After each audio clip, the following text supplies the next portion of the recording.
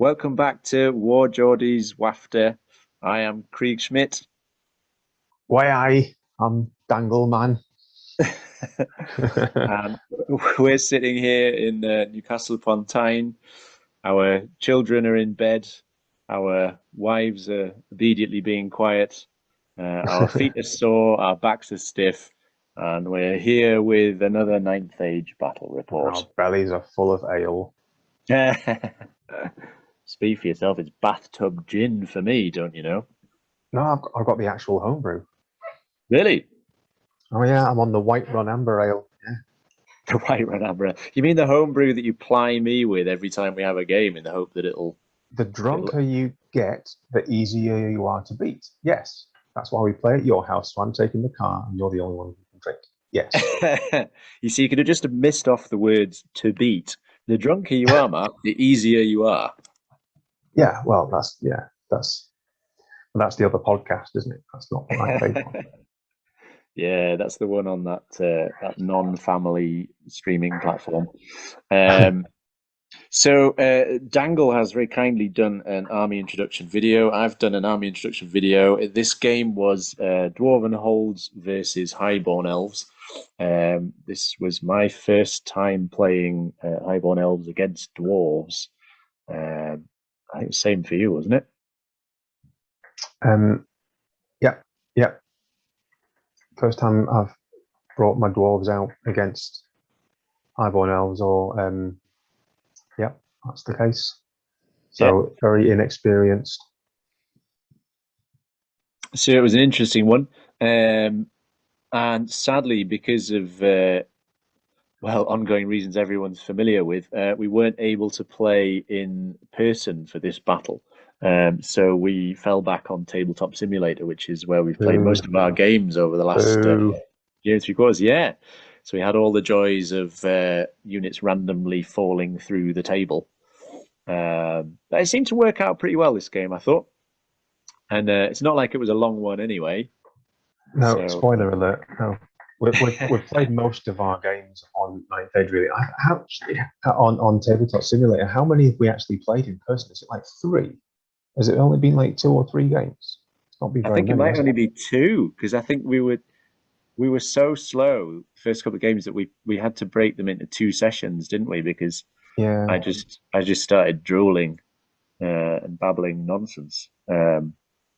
We'd get to like 1 o'clock in the morning and we were halfway through a game, and yeah, it'd be like, I'd turn up at your house at about 8 o'clock, and by midnight we realised that we basically just finished deployment. yes, taking hours to get through. There's been So I think we've probably played more on Tabletop Simulator than in person. Yeah, but we had it all set out and planned that I was going to turn up. But yeah, I had a positive COVID case in my family, so it was all back to isolating again. But it's fine. So fingers crossed we've got our next game planned out, haven't we? Which will be Warriors of the Dark Gods versus Dwarven Holds, and fingers crossed that one will be in person. So yeah.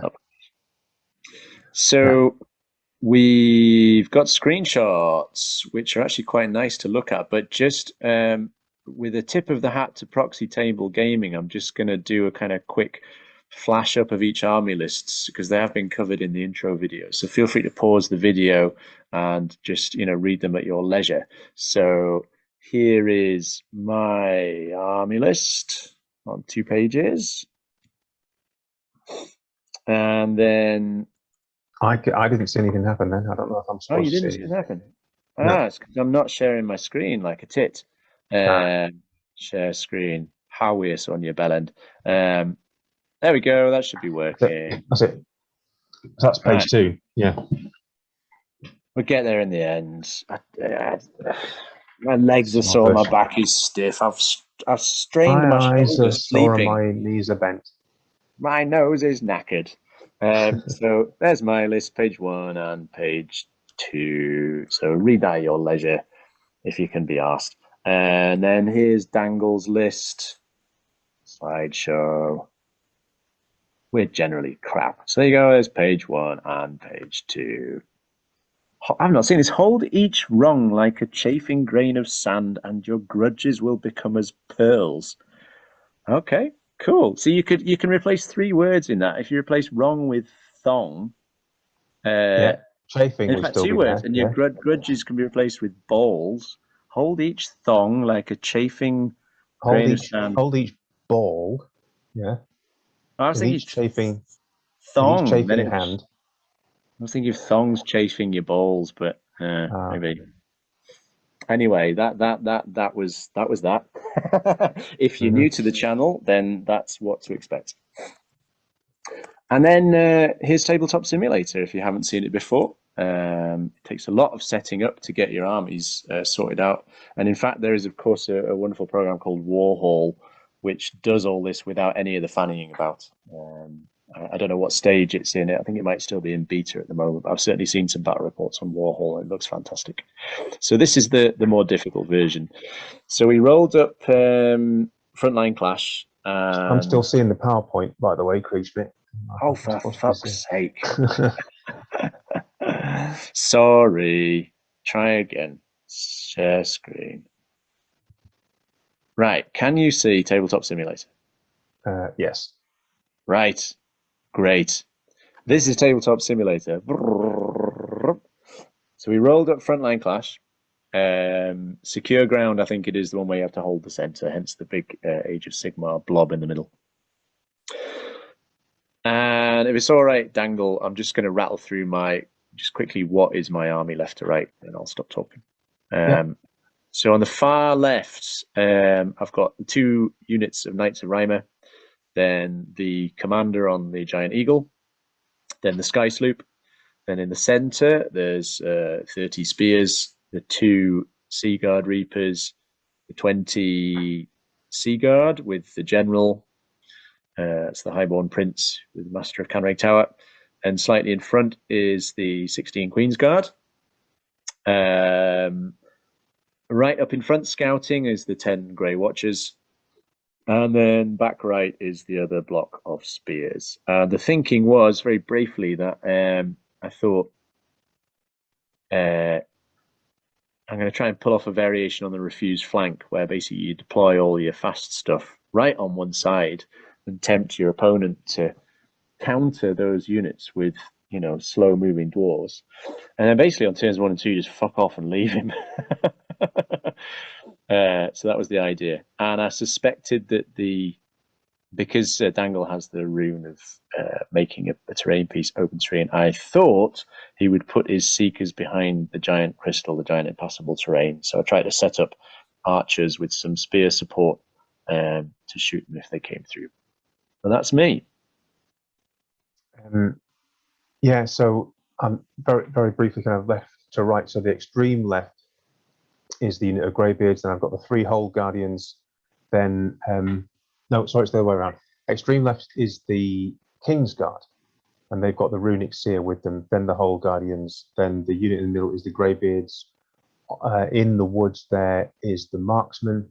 Behind the Marksman, right at the back, is the Anvil of Power. The very large block is the King on the War Throne with the Spear and Shield Dwarves. And then I've got my artillery there, the catapult and the cannon. And yeah, the unit of Seekers with the Dragon Seeker is hiding behind that item of impassable terrain because I can move through it freely with my Rune of Mining.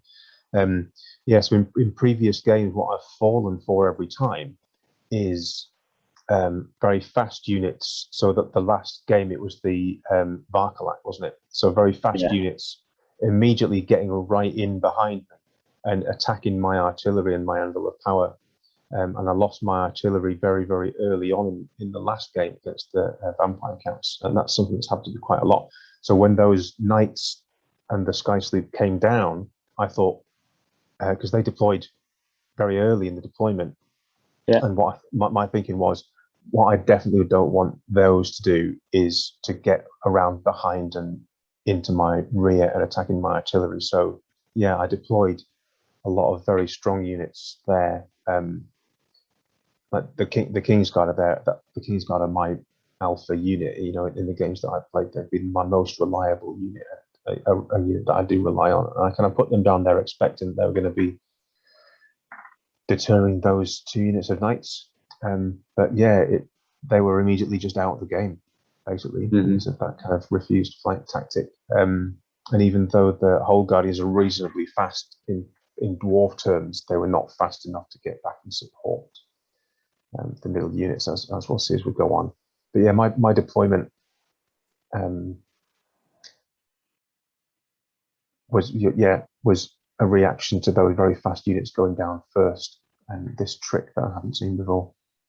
I was hoping that's what would happen. It's the nice thing about Knights of Rhymer. I mean, I know I've read a lot of people on the Ninth Age forum sort of saying, "Oh, I don't think Knights of Rhymer are that good," and I've never really kind of probed why, because I just think they're brilliant. I mean, they're heavy cavalry, but they're also really fast. So I feel like they can do so many different things. They're not like, I mean, I love Vampire Knights, but Vampire Knights couldn't pull off a trick like this because they're very slow.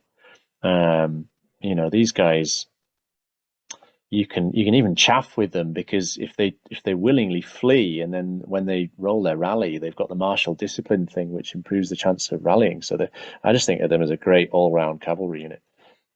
So yeah, and I hoped that Dangle would fall for the trap, stick a load of. I just kept putting fast units on that flank. I just kept putting them down, and he kept putting fairly slow moving dwarf units down. I thought, brilliant, that's it, great.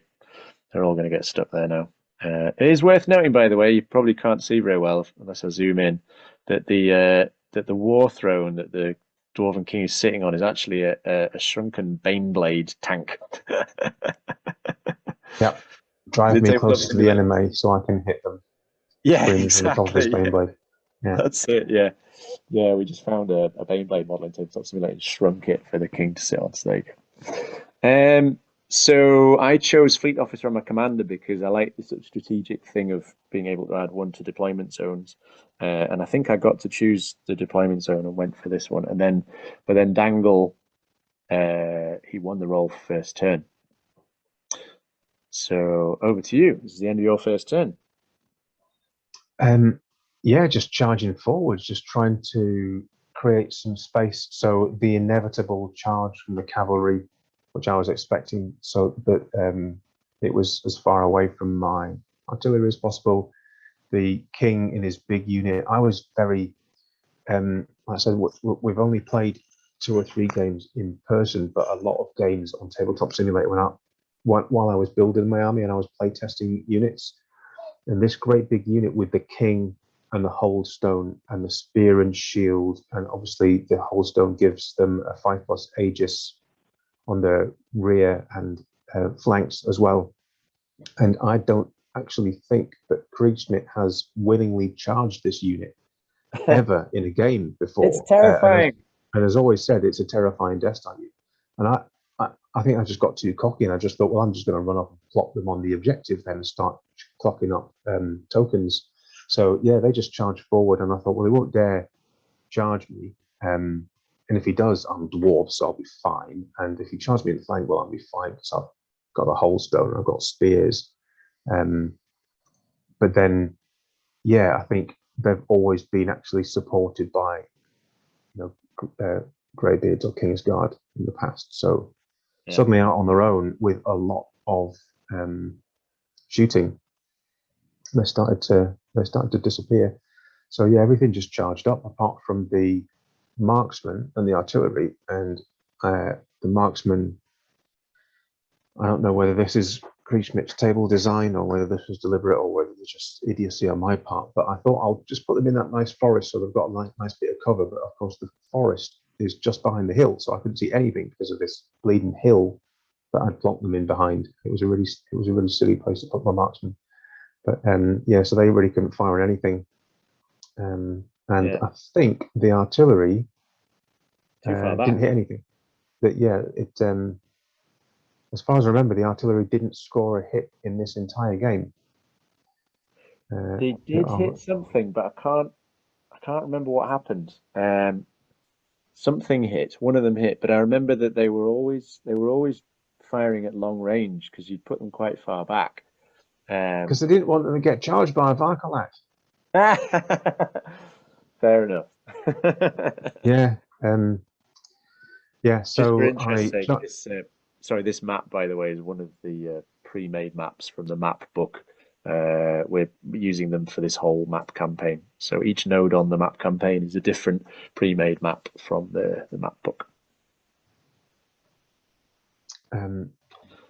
Yeah, and so cocky was I that my king would be fine. I thought I'll just keep my seekers back so that they can charge out and attack something later in the game, because I was aware that there was a lot of archers there, and the seekers would be quite vulnerable to those. So I thought I'll just keep them back there until I work out what's going on in the middle of the board. Yeah. So they didn't move, but yeah, just pushing Which forward. I was pleased one. about, actually. When everything else came running forwards, I was pleased that the seekers stayed back, because it just it allowed me to shoot the king's unit. So as you can see, the Knights of Rhymer both did a swift reform, which with a 9-inch advance, I mean, it is fantastic on heavy cavalry to do swift reform like that and just bugger off. The commander just marched, whizzed all the way over, and the Sky Sloops stayed to shoot the Greybeards because they were the nearest unit. I thought, if I can just whittle them right down. My artillery started shooting at Dangle's artillery because mine are better. And everything else shot the King's unit. The Grey Watchers just were turned around just to join in. I just thought, if I can whittle them down and then charge into them late game, that'll be great. And I'd say the plan was just to pull the Knights of Rhymer right over and the commander right over, so I could then choose what to charge with which units on my own terms. That's all there is to say. I think the only other comment to make is I made the mistake with the Master of Canreg Tower, because he gets 5 spells plus the Oaken Throne. And in my head, I keep thinking, that means, with his +1 on his casting rolls, that means I can cast loads of spells every turn. I keep making that mistake in my head, whereas actually it just means he's got a lot of variety, not that he can cast a shitload of spells. So I think turns 1 and 2, I think I just tried to cast too many spells, kept either failing or getting them dispelled. So the only one I remember getting off was in turn 3. The plan, just to quickly to add, the plan for the Grey Watchers was a tactic I picked up from someone on the 9th Age forum, actually, I forget who, that with the Sea Guard having this ability to do a stand and shoot on behalf of a friendly unit, I thought, right, well, the Grey Watchers go there, the Seekers will come through, they'll charge the Grey Watchers, the Sea Guard will get to stand and shoot the Seekers, the Grey Watchers will flee, and the Seekers are then stuck in the middle of nowhere, having done a failed charge, and they've got further to go while I keep shooting them, and then I can charge them with my Citizen Spears with the War Banner of Rhymer. So that was the thinking there. And then, Dangle, over to you for your turn 2. Yeah, not a lot happened really. The cannon and the catapult all missed. The units there on the left-hand side, the King's Guard and the Whole Guardians and the Greybeards, trying to wheel round to get back in to be part of the action. King's unit standing on the objective, hands on hips, looking very cocky. Can't see that behind him is dwarves that are dying to arrow fire. And the he doesn't care. He's on a tank.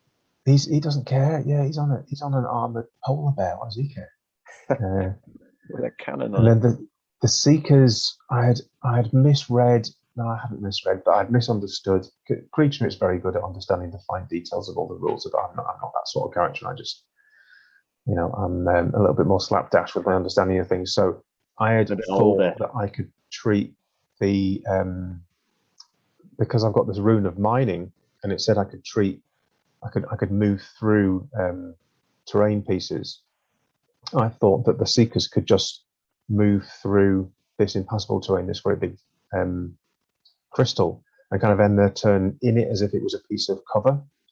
But of course, I can't do that because it still follows the rule for impassable terrain. So at the end of my movement, I had to be more than 1 inch away from it. So, and the impassable, the crystal itself is 9 inches wide. So I couldn't get the whole unit through them, which is a miscalculation and a misunderstanding on my part. So they are light troops and they've got skirmishes and things. So they kind of did multiple reforms and moved around the side of the impassable terrain, which was bit awkward. So they were supposed to be screaming towards the enemy much more early. Yeah, that was about it. It was just dwarves trudging as fast as they could towards elves getting further and further away from them. Yeah, I did feel sorry for the marksmen as well because they had like one turn of shooting and then the clan warriors were in the way. yeah, They were they like, were "Oi, idiots. move!" It was like 101 marksman. Okay, stand in the forest so you can, and it was like, but I can't see anything from this forest. It's just a stupid idea. There's a great big hill right in front of the forest. Yeah, but on the back of the hill, they had like life-size cardboard cutouts of elves to practice shooting. Yeah, inflatable elves. Yeah. Yeah, that's it. Which is actually a good sort of analogy for how fragile elves are if you hit them back. If you can get close to them. Yeah. Yeah, if they don't If I kill you managed to, first. if I ever did manage to hit an elf, I'm sure he'd be very weak. So then my turn too. So you can see both units of Knights of Rhymer just continue to piss off. The the far left Knights of Rhymer Knight of Rhymer unit. I didn't go that far with it because I was planning a multiple charge next turn to break through Dangle's line and basically just smash his army. I had a little bit to drink by this point, so the right-hand Knights of Rhymer unit, I just kind of got to this point and I was like, I think I've got them stuck. Like, I don't know what to do with them. I'll just leave them there. And I More thought and they'll more be Geordie as we fine. have something to drink. Exactly, yeah. I thought they'd be fine because next turn I'll charge the spears and the commander into the clan warriors unit, and so then the knights will be able to move. So it'll be fine. It'll be fine. Yeah, so all the archers continued to shoot into the clan warriors unit, whittling them down. Sky Sloop kept whittling down the greybeards. You can just see on the left of the hill there, and my artillery took out the catapult, which was the one model I was most frightened of playing elves in this army list because I haven't got any massive units. I mean, for example, my Sea Guard unit with the general in, if he'd landed a catapult shot square in the middle of that, I'd have really started to sweat more than I do for being around you, Dangle. So that was priority number one for the artillery: get rid of the catapult. The cannon I wasn't so bothered about because my commander on the Eagle had glittering lacquer.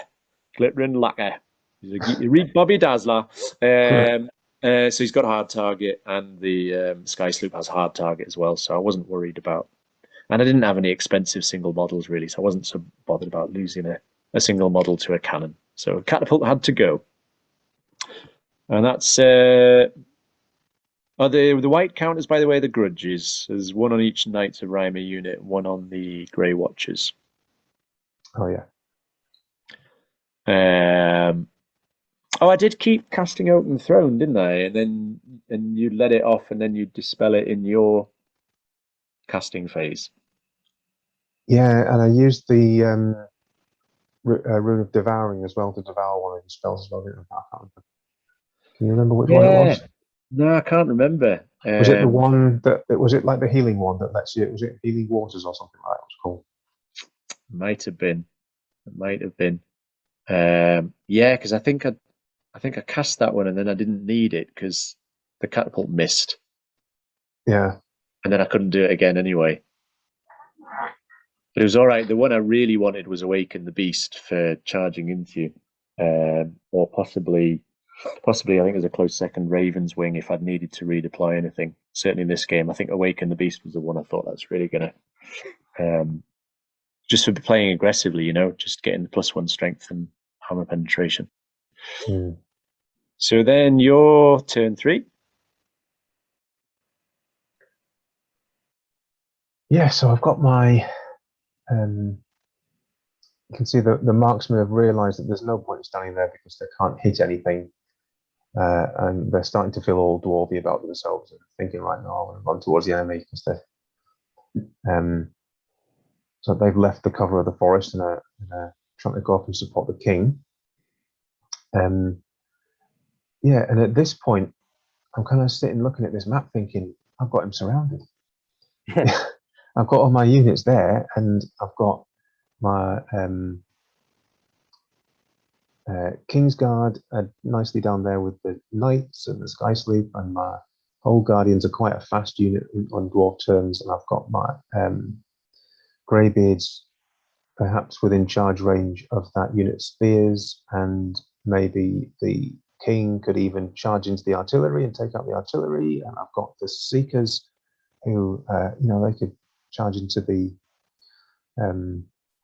archers there. But how little I knew.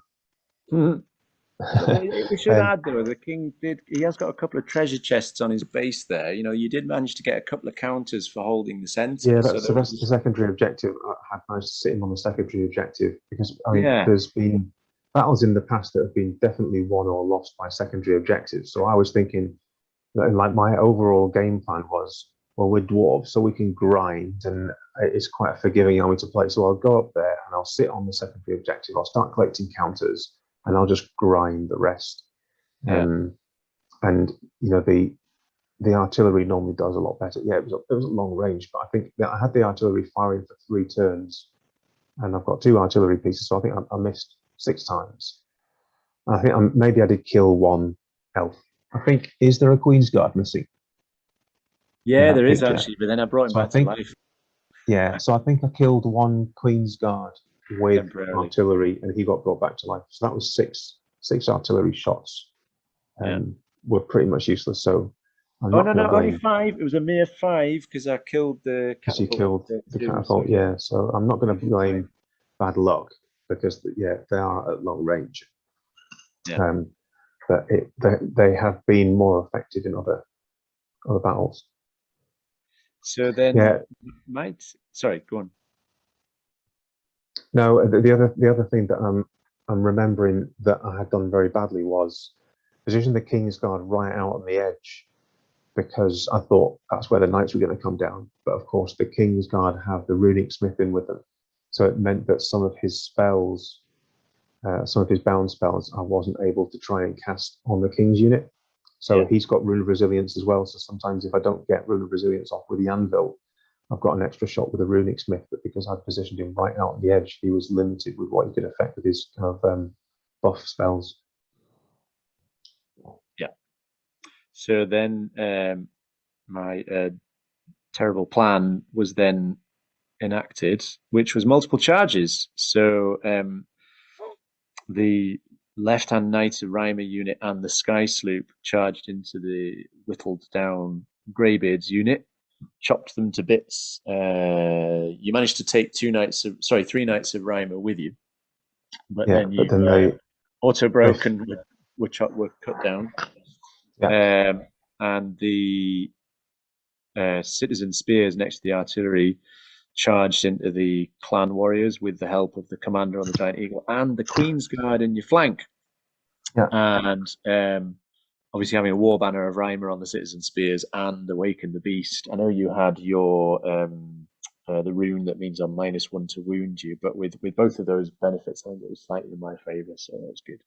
And the Queen's Guard having spears and being in your flank, that was nice. You've got a decent offensive skill. So yeah, killed so many clan warriors that the king and whoever was left auto broke and ran, and the spears and the commander cut them down. And I wasn't so worried about the fact that the pursuit left me in front of the marksman, because I thought they're going to struggle to shoot the commander because he's got glittering lacquer. Not many of them are going to get decent shots off on the citizen spears, and if they decide to charge me, I can just flee and then shoot him with my Queen's Guard next turn, and maybe outmaneuver him with the Sky Sloop, coming behind him. So yeah, that was the just punching through the lines and smashing the army. And we'd had a lot of chat this game, and I think it was the night the clocks went back, and it was getting to like 1 o'clock. I think it was about 12:35 or something. And at this point, you were talking about let's wind down and come back to it. And then I think you said, basically, I think the game's over anyway. Yeah, I think it was. We very rarely get a game finished in one session, and we both have young children, and so there are no lie-ins. It's not like I can say, well, I will just play until 2 and then I'll just sleep until 9. That's just not possible because somebody wants to come and talk to me about Pokemon at 7 o'clock. So Or in yeah, my house, somebody wakes up and goes, ah, ah, ah, ah. That's the wife. Yeah, and then the child wakes up. Yeah. Yeah. um, yeah. So it was just, should we finish for the night? And then, with my greybeards and the king's unit both gone, the king's guard completely outmaneuvered us and out of the game, and the whole guardians as well. Really, the only thing I have was the marksmen, who were a fairly decent unit, but not, they're not going to win a game for you. Yeah, and the Dragon Slayer with the rest of his slayers are a great little unit, but that unit of archers they were just going to flee and leave me standing. And like you said, the Sea Guard, whatever they're called, could have done a standard shoot on them as well. So it's worth knowing that there's half of them missing, because with the multiple charges, it meant that I could just fire all my artillery and my Sea Guard into the Seekers and just literally delete half of them. Mm-hmm. I mean, longbows, I think, I remember having a sort of friendly argument with a friend who keeps saying, oh, longbows are just completely unrealistic in 9th Age. And I think they're very appropriate to the game, because if they were realistic, they'd just destroy the game. And so they generally don't do a huge amount because of strength 3 and AP 0, but I think they come into their own against unarmored things like Seekers. Yeah, I mean, the Seekers have got a hard target, but the longbows are still good enough to whittle them down. Yeah. So we basically just called it, because like Kriegschmidt says, my army was broken once that king's unit's gone, and the rest of it was so badly outmaneuvered. There was really no point in continuing, because it would have been a write-off. It could have been a complete army destruction. Yeah. So that was that. Lessons learned and grudges accumulated. And that is the first game. I know I haven't been playing very long, but that's the first game where I've lost my general, my king. That was the first game that the king died. That's the first game I've gone anywhere near his bloody unit. That's why. Most games I'm just like, run away, avoid him. It smells funny. He's on a tank. Yeah, I might get run over. So that was that. So on the map campaign, then, because you'd lost this game, we decided that allowed me to like shunt you to whatever node I fancied, and so I decided, well, I've finished painting my Warriors of the Dark Gods army recently. I fancy having a game with them, so I shunted you up into the mountains, so you'd have to play against Warriors of the Dark Gods. And the nice thing is, because the table layout is already set, so I'd said, oh, if you're interested, you can have a look at the map B2 or whatever it was in the map pack, and then see what the table looks like. And obviously different game against Warriors of the Dark Gods, because I have no shooting, and I have quite an idiosyncratic list anyway. So I don't have any, Feldrax, for example, are quite popular. They're sort of quite fast-moving, tough beasts. I don't have any of those. Basically just have warriors and warriors that are chosen and warriors on the horses, and a giant. So it'll be, yeah, I need to point my slayers at that giant. The slayers need to do something. Exactly. Yeah. It's going to be a little bit like dwarves versus taller dwarves. You're not a dwarf. You're not a dwarf. I'm going to hit you. Yeah, and dwarves on horses. I wish. Dwarves in chariots. Why not? Yeah, I mean, I kind of mentioned in the introduction video that this for me is my sort of total war army, in the sense of just like, it's uncomplicated. For me, it covers all the forces of a sort of bog standard military army, and I feel like it allows my tired, beleaguered brain to just focus on the strategy rather than trying to remember, how many attacks I've got, or what unit counters which unit, etc. And the martial discipline thing with Highborn Elves lends itself to that as well, which is nice, and the fleet officer honor helps too. And I certainly remember from the Shogun, the first Total War game, just the tutorial guy, the sort of retainer guy, just shouts at you all the time with what you should be doing, idiot. He sort of tells you things like, look at the battlefield and decide where you're going to win the battle. Don't decide where you're going to put your army, where are you going to win the battle. And so kind of, I think thinking about deployment like that was sort of helpful thinking. I'm not very good at, I've never been very good at sort of thinking turns ahead. I certainly could never do it in chess for many, many years. I was hopeless at it. And I think by the age of now, I think I'm finally managing to start like thinking maybe a turn or two ahead and think, right, okay, where am I going to win this battle? So it was a kind of nice, straightforward army to do that with, and pull off a sneaky trick. Fool me once, shame on me. Exactly. Fool me twice, you can't shame me twice. Yeah. And the question that's going to bother you as you go to sleep tonight, Dangle, apart from the usual one,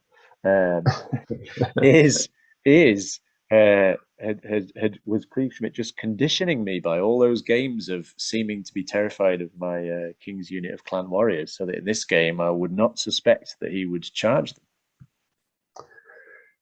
I think if the clan warriors had the clan warriors normally have greybeards standing right next to them. That's true. 20 greybeards with great weapons. So yeah. Normally they're not out there stuck on their own, which was the mistake this time. But yeah, I was too cocky. I was thinking, well, he's too afraid of them to go anywhere near them. They can accomplish anything just on their own, which is obviously not true. Yeah, I'll just charge straight at the Sea Guard because it'll be fine. Yeah, they're just elves. They're fighting back. No, they're not supposed to. Yeah, no, it was good. It was good. I'm not. As long as I learn a little bit from a defeat, that it's not completely wasted.